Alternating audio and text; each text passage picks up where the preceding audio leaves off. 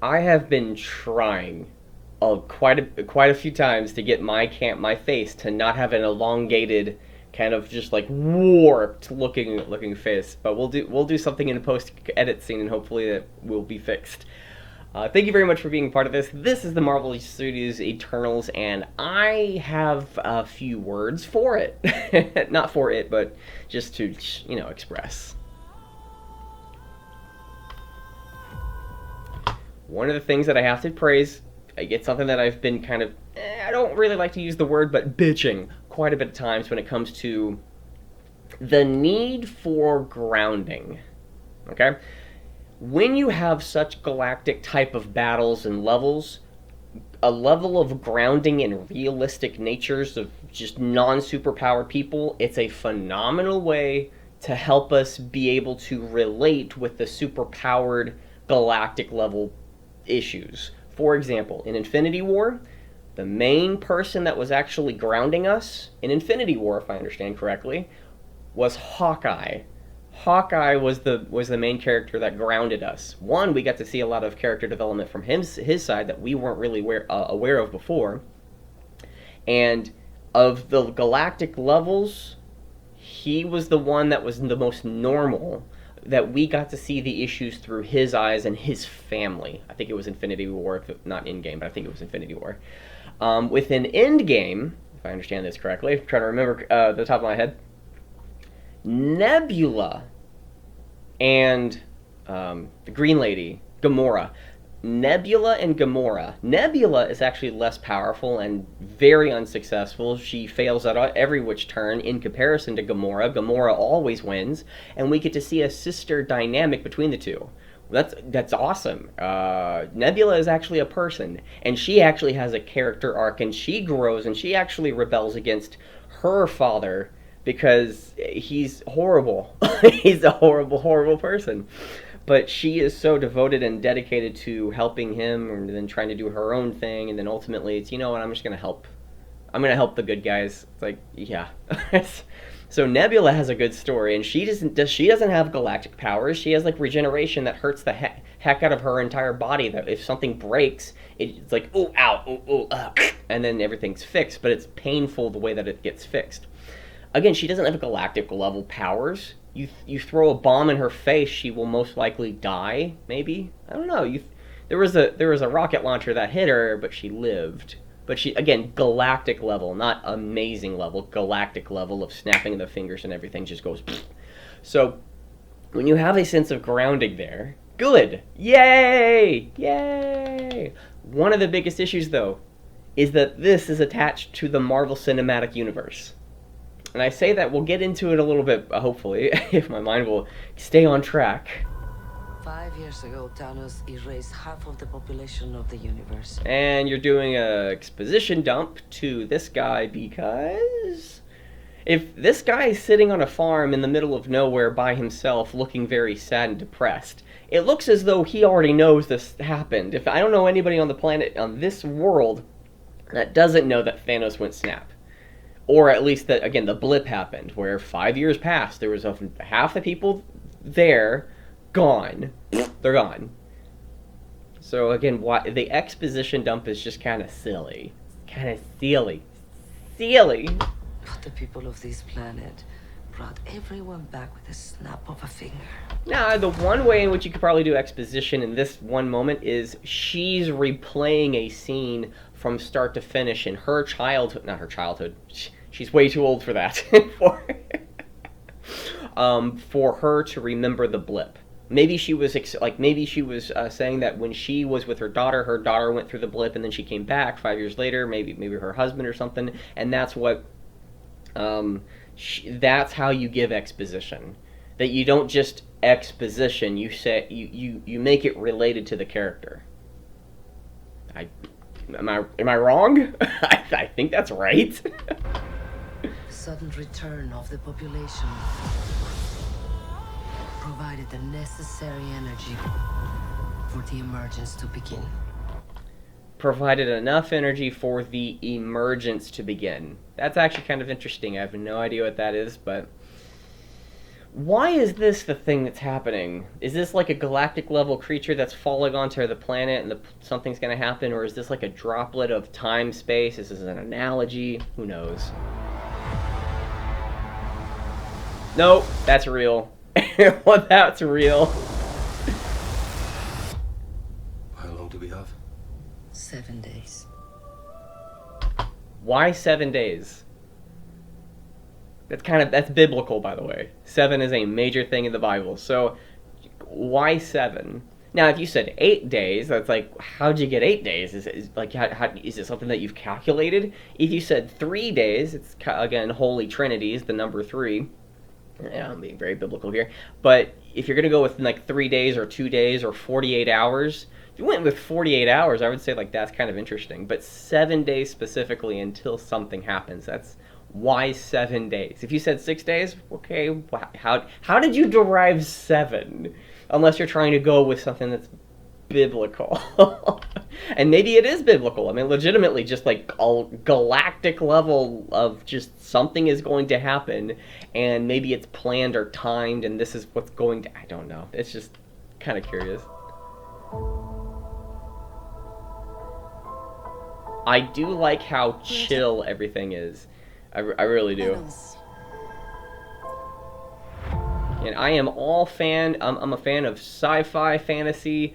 Marvel Cinematic Universe does a phenomenal job, I think, with doing a sci-fi fantasy mixture. Now, I think it's oversaturated with with CGI, computer graphics. I think it's incredibly saturated with CGI. One of the things that they could pull back on is emphasize on that one little scene that we just saw. Let's go back to here. That we see an orb going into her chest for whatever reason. But the thing is that this looks like they're a cult or something, probably a religious cult, whatever, but they're trying to, like, maybe they're for the big baddie, maybe they're trying to be against the big baddie, and this is the way for them to do it, or they're trying to be for him to summon the big baddie at the very end of the movie. So these 1, 2, 3, 4, 5, 6, 7, 8, 9, 10 cult leaders, I'm just going to go with cult leaders, are probably trying to summon the guy or defend against the guy. It's like one of the two, because the big red person. Usually red is associated with rage and anger, but also with the Scarlet Witch, it's just that's the color theme for the Scarlet Witch. It's not rage or anger, but you probably could say rage and anger. There are certain color schemes. Green is associated with a few associated ones with a green for money, green for good, green for go, or green for nature. It's just like there's certain color schemes for certain things. Why you again having a very grayish background? Everybody's wearing what they're wearing. The big guy's red. He looks very unnatural. I'm assuming he's a galactic level that we get to see in the trailer. He must be the big bads, which again hopefully is something that we just see a little bit, which would be awesome. I'm kind of going all over the place. Is that you could have it where the big bad guy, which I'm gonna assume he's the big baddie, you could have it where he is such a bad character, such a bad person, bad player, whatever. He is destroying another galaxy or something, another universe of the multiverse, and we are to stop him from entering this multiverse. He can probably be in destroying other multiverses or whatever it is, other galaxies, other universes, but us trying to prevent this one. That's just an idea that's popping in my head. I have no idea how to do it with this. But if you're going to do like sci-fi fantasy, this is how you do it.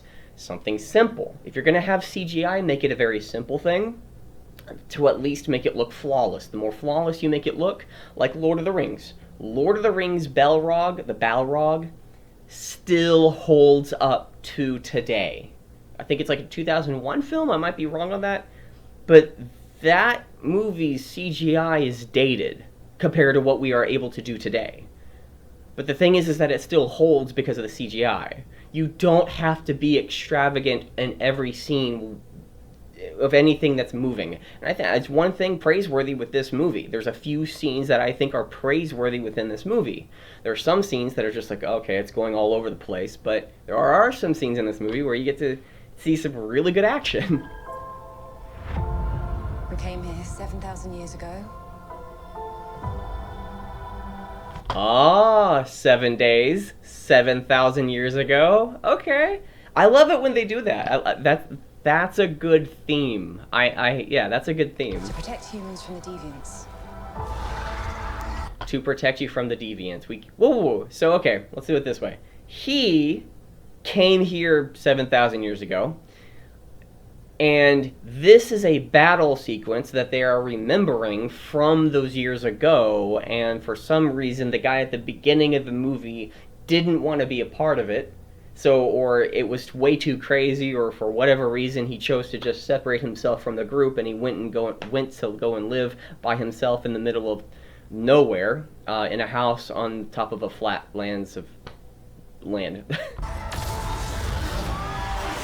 See that? It looks a little too CGI for me, but the scene does, to me, look a little bit more flawless. It's a transition. You get to see. I want to go back because again, it's praiseworthy. Again, the monster CGI as hell. it's just a hodgepodge of CGI. But then you have this guy who, again, there's a natural flow to the scene when he's doing that, like standing there and then the I-beam. That looks good. I like that. I don't see, or more importantly, regardless of whether or not I like it, I don't see what the issue would be with him doing that. This feels a little too just, yeah. But again, as a fight sequence, it looks really good. All the other terrible things throughout history. We were instructed not to interfere in any human conflicts unless deviants are involved. By who?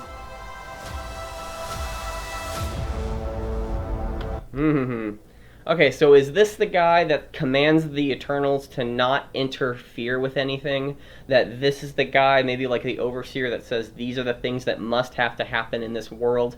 And the Eternals... Here's the question. The Eternals may want to... The Eternals, which I'm assuming are the 10 that were around this guy commanded them to not interfere. That the Eternals were commanded to not interfere with Thanos or any of the other galactic or worldwide issues. The Holocaust, World War II, Egypt's like dethroning, the Roman Empire dethroning, worldwide mayhem and destruction. This is the evil one saying, no, you should not. No, you will not. And then what the Eternals may do is to rebel against him and say, no, we are going to interfere. We're going to help the world and planet. Now, one of the biggest issues is, why did you not do this during the Thanos thing? But the issue with the Thanos thing is that there were a lot of people that died during the blip, so like everything was changed because of the blip, but then it's just back to normal. And it's just a thing that's mentioned. That blip, that 5-year gap, they could be doing so much with it, taking this entire universe in that direction, but it's really just an ignored thing. It happened, and you just only mention it, you don't talk about it. You don't talk about it, you just mention it. It's kind of an issue that way. This November. We need to find... Again, I like how simple the graphics are there. Let's go back to the big guy. Again, you can make galactic level creatures and characters like this. Fantastic. But the more you have it, where Black Panther is a great example. There's other parts in other Marvel Cinematic in the Marvel Cinematic Universe. There's just kind of like all over the top. But it's a great example. When you have CGI that's... Oh, Cruella. Cruella is a movie that I recently watched that I just hate with a passion. One of the biggest issues, there's a lot of biggest issues in that movie. The Cruella Dalmatian dogs, there's 3 of them. They're rabid, they're supposed to be representing evil. All the other dogs are okay, but these Dalmatians are evil, so that makes it okay for her to try to skin 101 puppies, 101 specifically Dalmatians in her future. Again, it's a very superficial, oh my gosh, these dogs are bad. Oh, yay, good dogs. It's stupid. The Dalmatians are CGI. There's only one scene in which they are not CGI. They are used CGI every other point, including a 5-second scene of walking from one room to the other. It's a stupid movie. With the CGI Dalmatians, the frame rate doesn't sync up with reality, with real life movement. There is one scene at the beginning of the film, the first 10 minutes. There's a scene where the 3 Dalmatians are chasing young Cruella through a party. When you slow down the frames, they make it like a slow-mo scene. You have the frame rate of the CGI dogs sync up with the reality, and it makes the dogs look more real. They do. The frame rate of the CGI it doesn't work so well. So when you have galactic level creatures or characters, Thanos is a great example. The fight scene with Hulk versus Thanos, 2 CGIs duking it out with a CGI background, it works. And now it might be like, oh, how can this ever happen? That's different than CGI on CGI on CGI. It's just it's a better. I think it's a better thing. If you're going to be making a galactic level creature or character, have them move a little slower, and then have all the normal people move around. That's, I think, how you would create a massive CGI contrast to work. Because again, I probably could say frame rate. Man, that movie bugs me. Cruella is a horrible movie. It's a horrible movie. The plot is okay for the first 2 minutes. After that, it starts breaking down. It starts technically breaking down while she's still a young person. When she's in school, that I could talk about that movie's horribleness for hours. It's a horrible movie. Anyways, let's get back to this one. It's nice and simple. We need to find the others. I haven't seen some of them for centuries. Hi. Hello. Now, one of the questions that I have is, what was the call to have them all become together? The world is going to end after 7 days, or is the big baddie is going to come after 7 days? Something's going to happen in 7 days. How much time do we have? 7 days. Which is, again, the Ring. If anybody out there has not seen the remake, not the original Japanese version, but the remake of the first Japanese movie, I think it's a 2004 film, The Ring, please go watch it. It's a really good suspense movie. Yeah, it scared me. Yeah, it's just kind of a scary film. I have to admit that. I had some restless nights after I watched that movie. This is what the end of the world looks like. At least we have front row seats. Hey, you're so tiny. They're so tiny. Oh my goodness. Okay, yeah, it's kind of silly. If anything, having a hosh posh or having a diversity check, which I hate in films for the sake of having a diversity check, these are one of those moments in which you can have a diversity check. They are literally galactic creatures and characters. That's who they are. So if you want to have a diversity check, that's what you do. If you have a location on Earth that has more reality-based, like Cinderella, the Amazon movie that just recently came out, having a diversity check for that movie doesn't work. It's supposed to be grounded in reality, and having as much diversity that they have on that movie, no, that's stupid. It doesn't, no. But here, galactic level characters and creatures, they come from however they look for whatever reason. Now, one of the things is if we go to the very beginning of the movie, those quote-unquote 10, it looked like 10 Eternals. Let's just see if we can find the ginger in there. Let's go to the beginning. We're Eternal. Yeah, she's right there. Wait, then that's a question I got. The only way that which I can believe that this is actually again where you could do a diversity check is if they were all pulled from like different home planets or something. And if that was true, that opens up a whole storyline in which we could follow. Why not have that storyline? I'd love to see how that happens. You need at least like a 10, 15, 20 minute scene just to even show that. Where they didn't want to be where they are, and then they got pulled and they got sucked into this thing where maybe the observer says, no, you You will not. Wait, what's the point of their story? The Observer, this is just theoreticals, because I don't know much about the Eternals. Just going with what's in the trailer. What's the point of their story? This big red guy says that you have powers, for some reason, to fight off and to defend and protect certain things. Also, the Observer says, don't protect them from the major calamities. Now, here's one question I would have. The major calamities between them? But like if Thanos being one humanoid, or, you know, not species, but people, let's just go with that. Thanos' people trying to kill another set of people, don't interfere with that.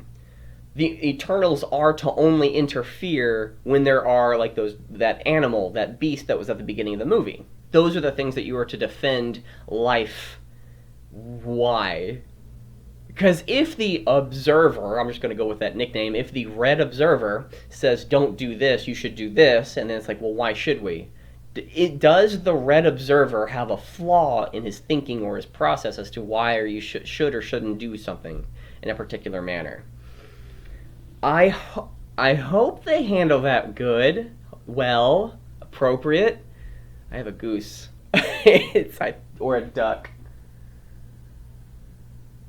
I don't know. It's one of the two. Not too certain, but I'm kind of curious why the diversity. Like, you can have diversity. Please make sense of it. Like, if I had a movie of 10 of me that looked exactly like me, why?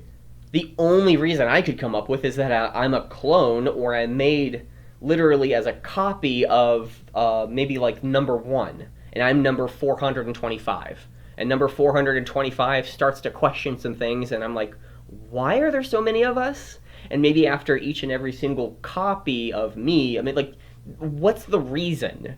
Like, there's a reason you have her looking like who she is. Why? If it's just to fill a box, okay, I'm out. The movie's stupid. But if there's a legitimate reason that she was... You can even have it this way. She was a twin of like a male-female twins, I think, is more common than a male-male or female-female. I might be wrong with that. It's just... I did go to school with a male-female twin. Guy-girl twin. They did look very similar. It was very eerie, because it's like, oh, you're the female version of him. He's the male version of you. That's weird. So, they were good people. Or at least they had good characters. I have no idea where they are right now. But you could have it where like that, where it was just a twin. They looked very eerily the same. And then one survived when they were going through the trials of becoming one of the Eternals, or maybe she was pulled out and the other guy is it's like, you could kind of have that story. That's just what's popping in my head. Okay. At least we have front row seats. What's your power?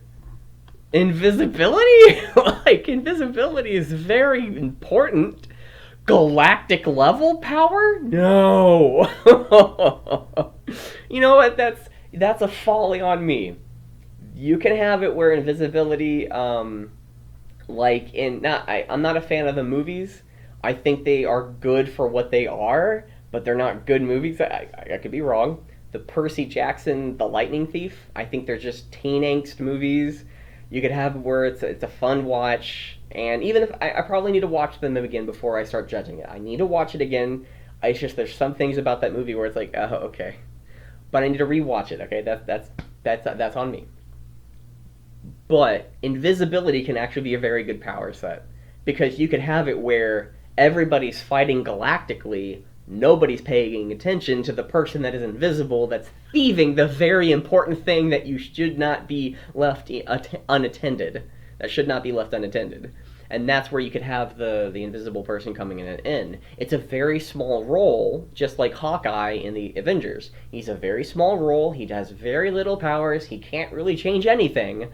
But there is a place for him to affect things. It's like, or the Suicide Squad, the recent one that came out. If anybody has not seen it, please go watch it. If you're not of the age to watch it, please don't. It's a very gory film. It's unnecessarily gory, characters, they're actually managed pretty well, and it's a bit nihilistic, just it's a bit. But they do character work phenomenally in that film for what they had. You know what's never saved the planet? Your sarcasm. You know, you said that way too quickly. You should say it like this. You know what never saved the world? Pause. Your sarcasm. And then have her have sarcasm after that. And then another person like, oh, you know, that was a good one. And just like comment of like, no, that sarcasm was pretty good. That was rushed. What is he doing? Planet, your sarcasm. Again, listen to that. You know what's never saved the planet? Your sarcasm. Yeah, that was rushed. That was a rush scene. But what are you doing with your hand? Oh, so he probably controls the vehicle that they all came here with, which is one of the questions as to why have the diversity? Like, what's the reason for it? Because are they all from the same location? And if that's the case, then it's a parallel Earth in which all humanoids are the same from Earth, but they all have powers. Were they given their powers? And if they were given their powers, can the guy who gave them the powers take them away? These questions start piling up. We've loved these.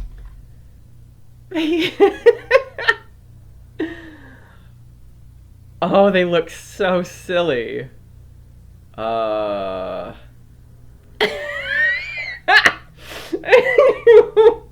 Okay, let's go from left to right. Guy on the left-hand side. Okay. No. Redheaded, or red outfit. It works. Bronze Age guy, as silly as it looks, I think it does work. It's a silly composition, but it works. Angelina Jolie looks great in anything. The guy in the middle, he looks legit. One of the things that I wish that they could have highlighted, I guess it's on every single one of them, but the three symbols. Like, why not have all of them with their three symbols? But again, why are they with the certain shapes and colors and stuff? I don't know. The woman in the middle, she does. There's some things I want to say about that, but it's just okay, why does she have the helmet that she has and everyone else doesn't? Angelina Jolie has her little headbandy thing. Why does she have what she has? I mean, I'm assuming she's the woman from the very beginning. Why does she have the outfit that she has?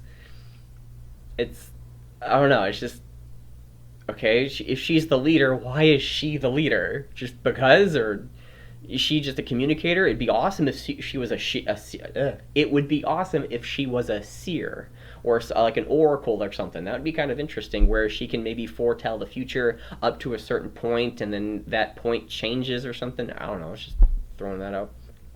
The green outfit works. Green outfit works. She looks like a hobbit. So, like, I'm sorry, you don't look real. No. You look like you have a wide belly. You have a wide belly, not just you look like a dwarf. You are the female dwarf. You are the missing one female dwarf in the Lord of the Rings series. You are where they went. You're like, oh my gosh, that just doesn't work. And then I like what they're trying to do with this outfit, but it looks way too Renaissance. The guy on the very right-hand side, that outfit looks way too Renaissance. No. Again, you can simply... I like the color scheme of purple on him. I like that. If it was green, I don't think it would work well. Just because if you're going to go from, red to purple, or red to violet, whatever scale you want to do that with, okay, it does feel like Power Rangers. But it's just the bottom part doesn't work for me. It looks like it looks like he has pantyhose on, and it's Renaissance. No, that doesn't work. It's people since the day we arrived. That looks legitimate, but the actress doesn't look legitimate. She's so tiny. She's so short. Oh, hope that's a woman, because if not, ambiguity, sex ambiguity. Okay. Again, I do like the scene though.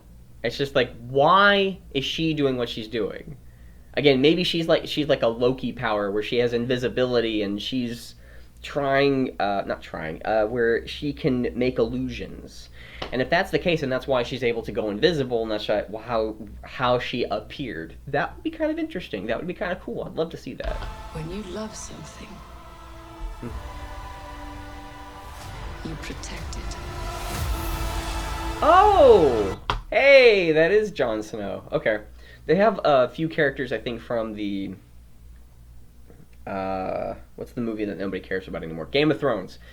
There's a few characters from the Game of Thrones. I heard that he was in this. I saw this trailer once, but again, I didn't cue in until I start pausing it and seeing it. But that's pretty cool. That's a really cool power set. Again, that's something that I would wish to explore a little bit more. Did he just turn everything into a rose? You protect it. No. That was one of the other ones. But here's the question. There was a bus that was being thrown, and I think another Eternal, not Jon Snow, the actual actor. I have no idea who the actual actor is as a person. But it was turned into roses. Were there any people in that bus? Were there? Did they get turned into a rose? I have to assume that the bus is empty, else it would be very horrible. Wow, it's like, I'm going to protect everybody by killing them. Like, the Peacemaker. The Peacemaker from Suicide Squad. I uphold peace to the utmost degree. Or it's like, I value peace most of all, and I don't care how many women and children I have to murder to achieve it. It's like, oh, okay. See, I do like it when you have these scenes. These scenes are awesome. I'd love to have, again, if this was not in the Marvel Cinematic Universe, you could make this work. Have this as the bedrock as to the beginning of a new Marvel Cinematic Universe. Another one. That's what they should do. They shouldn't try to pick up where they were. Don't try to extend the universe that they have. It's already messed up. The blip really did mess up some things. If you're not going to be emphasizing or using the blip that you made, Marvel, Disney, if you're not going to do that, you have to make something new. This is, I think, a good attempt to doing it, but you cannot associate this with the blip. We're not going to interfere when things happen. Also, there's something that happened, and why am we just now starting it? Because we saw the calamity of it all. Why didn't... Okay. That was the worst thing that can ever happen. Okay. I can understand it. It's just a little weird. Yeah, it's just a little weird. It's not something. It's not too unforgivable. It's just a little weird. I would love to see this as a new movie period, just a new universe, not Marvel. Just have it as its own film, and then you can build upon it later. I love it when you have this. The way that I can describe it is kind of like the old gods from World of Warcraft, the Eldrazi from Magic the Gathering. It's just you have this ethereal. You have this mystery to be unraveled that can be that is so different but galactic at the same time. That mystery aspect, maybe something that you are never able to touch or understand fully, but there is this thing, and you can explore it later, and maybe it's never going to be able to be fully explored. I love stories like that with those hints in it. Yeah. Now, see, that's pretty interesting. I want to know more about that. That looks very interesting.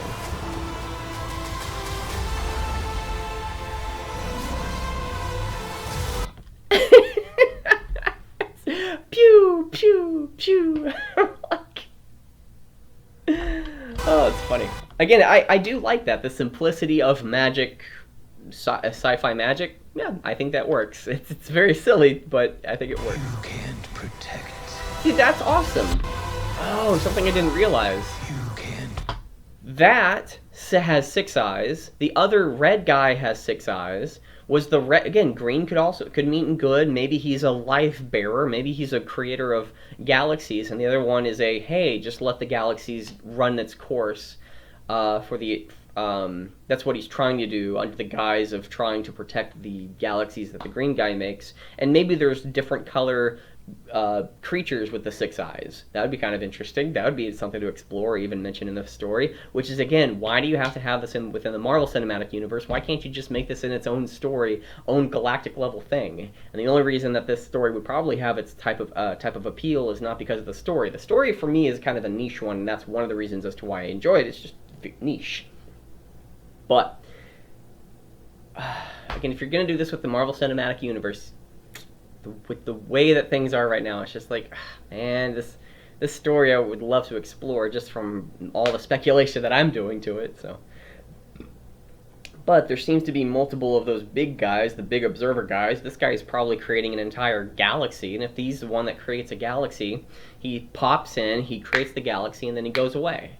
And if that's, again, how a galaxy is created, then the observer is saying to these 10 Eternals, hey, go and not stop the baddies from happening, so let the universe get destroyed. Why doesn't the red guy just destroy the galaxy if that's his case? I don't know. That's a very curious thing. I don't believe that. No. And anytime that you have a woman who's just like physically combative, nah, I don't see it. I don't see it. Again, magic is the greatest unifier of them all, but she's out there doing what she's doing. You could have this, like a technique of fighting, like a technique of the magic is like in this particular way, and like from the fists, and you have that one guy shooting. It's like, no, that's way too fantasy for me. Is that sexism I hear? How can it be sexist if anything could be whatever? See, let's go back, okay? I'm not a fan of that. See, that's okay, but it's like, that jump, I'm not a fan of the jump. Because the jump, that looks way too quick. It's like, in Superman, you had him at least take some time before he could actually fly. He jumped, and then jumped, and then jumped, and there's some but for here, it's just, all everywhere. I'm now going across this galaxy. It's like, okay. See, that looks awesome. It looks like maybe his powers are coming back with the I-beam. Yeah, his powers might be coming back. He might be having rage. He might be breaking down, and then he's trying. Maybe he realizes that somebody that he knew died, and that's why he's doing what he's doing, and he wants to get back into the action. Who knows? But again, it's not necessarily galactic. I don't know. This scene works for me. I'm trying to find the words for it, but it works for me. And then this is kind of a weird scene because it's like Angelina Jolie covered in tentacles. I wonder if there's a website for that. Any of them. Oh, here's the question I got then. He is a four-eyed creature? I was thinking he would be a six-eyed creature because maybe he's the living creature of the big observer guy and he's just into human form. I don't know, that's just a question I have. Who and or what is this guy, and what's the relationship to Angelina Jolie's character, and why are they... I don't know. See, I like this.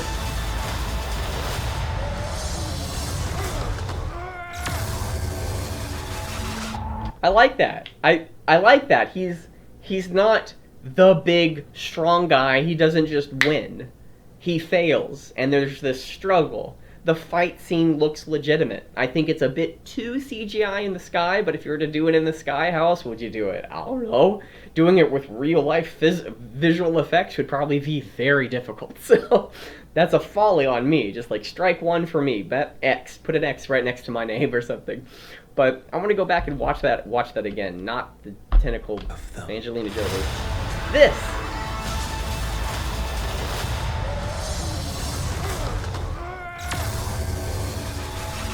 That works. I don't know how that doesn't work. That works. It's like he is literally struggling with these creatures, and more importantly, it doesn't feel like there's an oversaturation of CGI, where they actually did something with the texture of the creatures. They did something with the texture of the CGI where it doesn't have this illuminated effect. It actually has a very dull effect, like of the skin. It doesn't have this crease of where you can demark it from one to the other. It actually feels more natural to the environment. It works. It works for me. I don't see how it doesn't for anybody, but you know, so it's just, I guess, different tastes or something, or maybe I'm just a sucker for the old CGI. I Right? bet you built the perfect safe house. Well, what's this even made of? Vibranium? Why did you punch the table in that regard, other than for a joke? Fall collection. IKEA. Even made of vibranium? I bet you've built the perfect safe house. Well, what's this even made of? Vibranium?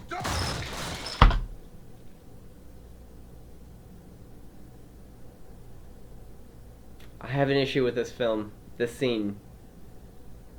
You've built the perfect... No, I think it works. On its surface, it feels like it's there just for a laugh, and it's like, ha ha ha ha ha.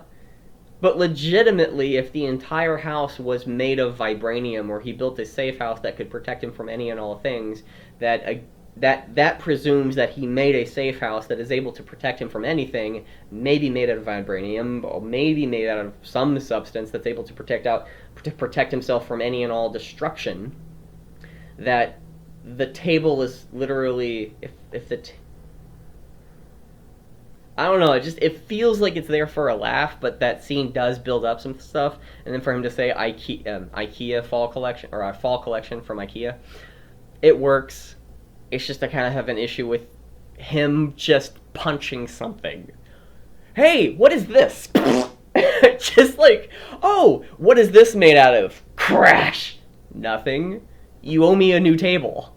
Oh. It's just like, you did that way too quickly. Why not just like tap on it and it cracks? Why do you have to have it like him go full swing at it? I don't get that. That doesn't make any sense to me at all. I have no idea why you would. It's just no, it doesn't work for me. I like what they're trying to do with the scene. I think it adds a little bit of context to actually understand of what's actually happening around the entire his safe house, his home. But I do like how chill the other guy is. Like, you just, I think the scene could have worked better if the guy, his home, his safe house, who owns the safe house, he's like, really? And that's it. Just like, doesn't say anything. It's just, it took me some time to put that table together or something like that. It's like you're a galactic level crate person, but it's like, took me some time to put that together. Why would you do that? Like, and then she gets up, it's like, I'm not dealing with this. She goes in the other room, it's like, that's the closet. It's like, I'm staying. Oh man, that's hilarious to me. Anyways, that seems to be the end of it. Fall collection. IKEA. IKEA, the joke of it's from IKEA kind of has been overused a little bit. It's getting into that territory. It's not terrible. It's not bad. It's just preferred if they could change the dialogue there. It's one of those things of like, I can like or not like a movie based off personal preference, but it can still work. I think that works. I think that scene works together. It does. I don't prefer that it happened in that particular regard. Excuse me. November 5th, I am actually looking forward to seeing the movie. I don't really see any fault with this movie other than its tie-in to the blip. Its tie-in to the Marvel Cinematic Universe. If this was its own movie, I'd be very happy to see it. Like the Power Rangers, there's like a 2016 Power Rangers movie, maybe 2015, 2018 Power Rangers movie with live action. New actors on every regard, but the movie's kind of cheesy in some regards. It's definitely like a teen hero film. I like it because of the nostalgia of it, but I could definitely see where there's some flaws. This feels like that you could have really done something with this movie rather than being it part of the Marvel Cinematic Universe. And I keep saying that. It's just potential to suck, and the potential for it to fail is so much greater with this level of power connected to the Marvel Cinematic Universe, knowing what we know about it. If you make your own thing, you're actually taking a risk and creating a new established a new established universe. That could work, but because there's a potential for it to succeed much more than for it to succeed in the Marvel Cinematic Universe. If I could do like this scale grading, on this side is the Marvel Cinematic Universe, this side is its own universe. The potential for this movie to fail, for the Marvel Cinematic Universe, if it's attached to it, has more downside than upside. There's so much wrong with the Marvel Cinematic Universe when it comes to continuity. But if you create your own universe, it can fail, but it has more upside, as there's nothing that actually is grounding it to any old prior history, which means that you can create any storyline, any content or canon plot, and it's new, and then you could build upon that. So again, there's more downside if this is attached to the Marvel Cinematic Universe. There's more upside if you create your own a new universe, a new storyline. So again, that's how I'm seeing it. Hopefully that made sense. Hopefully that's correct. Hopefully that analysis was correct too. So thank you very much for being a part of this, and I'll see you next time.